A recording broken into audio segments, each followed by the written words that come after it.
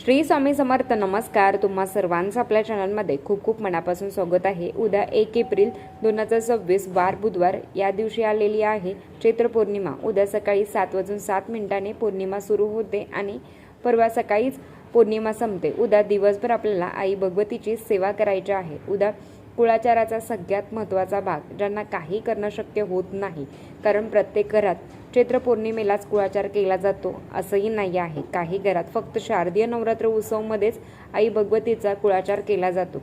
मग काय होतं ना की अशा वेळेस की ताई आमच्याकडे केला जात नाही, मग आम्ही काय करावं? ज्यांना काहीही करणं शक्य होत नाही किंवा मग ज्यांच्या घरात काहीच केलं जात नाही, त्यांच्यासाठी आजचा व्हिडिओ आहे. व्हिडिओ सगळा बघा. सगळ्यात आधी सत्यनारायण आपल्याला 1 तारखेलाच करायचं आहे. तारखेच्या गोंधळामुळे मागच्या व्हिडिओमध्ये मी तुम्हाला 2 तारखेला सांगितलं, त्याबद्दल माफी असावी. तर उद्याच आपल्याला सत्यनारायण करायचं आहे. आता आपण आपल्या घरात चैत्र नवरात्री, चैत्र पौर्णिमा असो किंवा नसो साजरी केली जाते.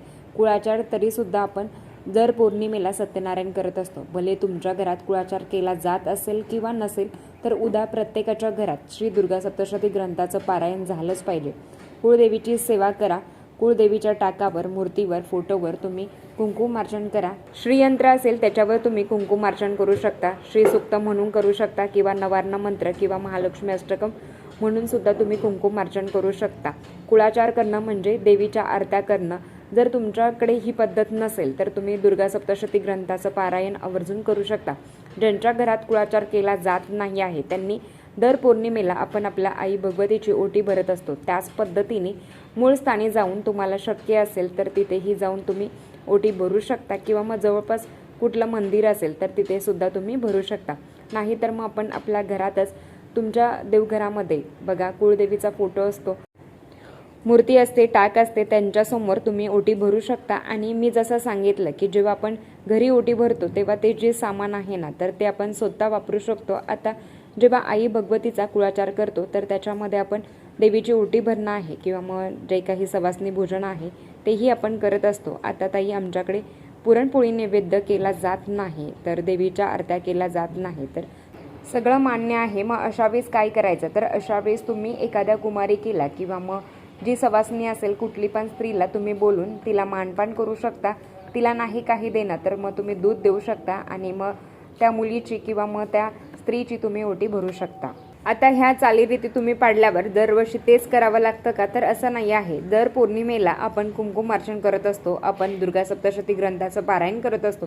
बऱ्याच ठिकाणी दर पौर्णिमेला ओटी भरली जाते. आपल्याकडून ते नाही शक्य होत, तर चैत्र पौर्णिमेचं अवचित साधून आपल्याला आपल्या घरातच आई भगवतीची ओटी भरायची आहे. तुमची जवळची मैत्रीण आली, जरी कोणी नातेवाईक आले आणि कोणी जरी नसेल आलं ना तरी पण शेजापाजारी कोणीतरी असेल ना तर त्यांना बोलवायचं आहे आणि मग ती माझ्या घरातली कुळदेवी स्वरूपात तिचा तुम्ही मानपान करू शकता, मान सन्मान करू शकता. काही देणं नाही झालं तर तिला तुम्ही कमीत कमी दुधाचा प्रसाद म्हणून तुम्ही देऊ शकता. तर एवढं तुम्ही करू शकता. म्हणजे काय की ज्यांना काहीच करणं शक्य होणार नाही आहे तर त्यांनी या गोष्टी तरी आवर्जून कराव्या. सकाळी आपल्याला उंबऱ्याला हळदीचं लेपन करायचं आहे. प्रत्येकाला आपापली कुळदेवी माहिती असते. चैत्र नवरात्रीमध्ये बऱ्याच जणांनी सेवा केल्या असेल, तर ज्यांना नाही शक्य झालं ना त्यांनी बघा शारदीय नवरात्र उत्सवमध्ये देवीला लवंगाची माळ अर्पण करतो, बरोबर? लवंगाची माळ अर्पण करत असतो. तर उद्या आवर्जून आई भगवतीला जर कुळदेवीचा फोटो असेल, मूर्ती असेल, टाक असेल तर 11 लवंगाची माळ तुम्हाला लवंगा एका पांढऱ्या कलरचा धागा असतो ना तर त्या धाग्याला त्या लवंगाची गाठ बांधायची असते. अशा 11 लवंगा आपण एका अशा छानपैकी हार तयार करायचा आहे. ती आपल्याला आई भगवतीला अर्पण करायची आहे. दुसऱ्या दिवशी ती माळ तुम्ही निर्मला टाकून देऊ शकता. काहीच करणं शक्य होत नाही किंवा आमच्याकडे केलं जात नाही त्यांनी बारीक उपाय, बारीक सेवा आवर्जून कराव्या. आपल्या आईची कृपा आपल्यावर राहते. कुळाचार, कुळधर्म करणं किती महत्त्वाचं आहे. संसारिक अडचणी कमी व्हाव्या हे सगळ्यांना माहिती आहे की आपल्याला कुळाचार करावा लागतो. काहींना तर 108 दुर्गा सप्तशती ग्रंथाचं पारायण करायला सांगतात, कारण त्यांच्याकडून देवीचं काहीच होत नाही. मग मला सांगा, जर शारदीय नवरात्र, चैत्र नवरात्र वर्षातून एकदाच मूळ पीठावर जाऊन आई भगवतीचा कुळाचार करणं, मानपान करणं हे खूप महत्त्वाचं आहे.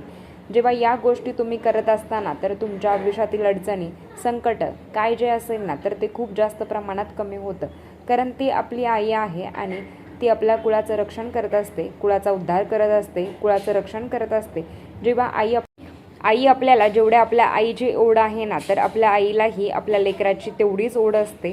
तुम्ही थोडी जरी सेवा केली ना, तरी ती म्हणतात ना की चटकन पावणारे देव कोण असेल तर ते आपले कुळदेव आहेत, पितृदेव आहेत आणि आपले गुरुदेव आहेत. म्हणून त्यांची सेवा केल्याने परम आनंद मिळतो आणि आपल्याला अनुभूतीसुद्धा येतेच. म्हणून या ज्या काही गोष्टी आहेत ना, तर तुम्हाला नाही करणं शक्य होत, तर मग या ज्या आहेत ना, आता मग समजा काही पूर्णाच्या आरत्या नाही केल्या जात किंवा मग काही कारणाने आम्ही नाही करू शकत, तर त्यांनी या सेवा केल्या तरी हरकत नाही. दिवसभरात जसं जमेल तशी तुम्ही सेवा करू शकता. तर लवंगाचं अर्चन करा. कुळदेवीची मूर्ती असेल, टाक असेल, फोटो असेल, छानपैकी लवंगाचं अर्चन करा. नाही काहीतरी मग ओम मॅम रीम क्लीम चामुंडाय विचे नमो नमः म्हणताना तुम्ही 11, 21 किंवा मग 9 तुम्ही लवंग अर्पण करा. जेव्हा आई भगवतीला आपण लवंग अर्पण करत असतो ना, तर त्या लवंगाचा वरचा भाग आहे, जो फुलाचा भाग आहे, तो आपल्याकडे असावा.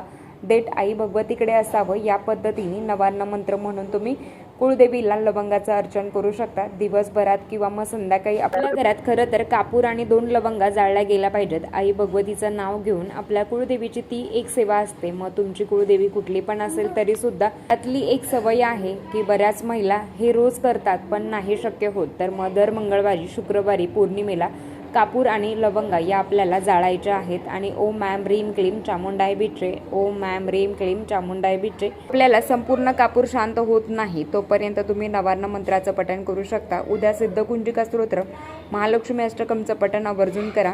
आई भगवतीची प्रत्येक लेकरावर कृपा असावी. प्रत्येकाच्या आयुष्यातील ज्या काही अडचणी आहेत तर त्या कमी व्हाव्या. प्रत्येकाला सुख शांती प्रदान करावी.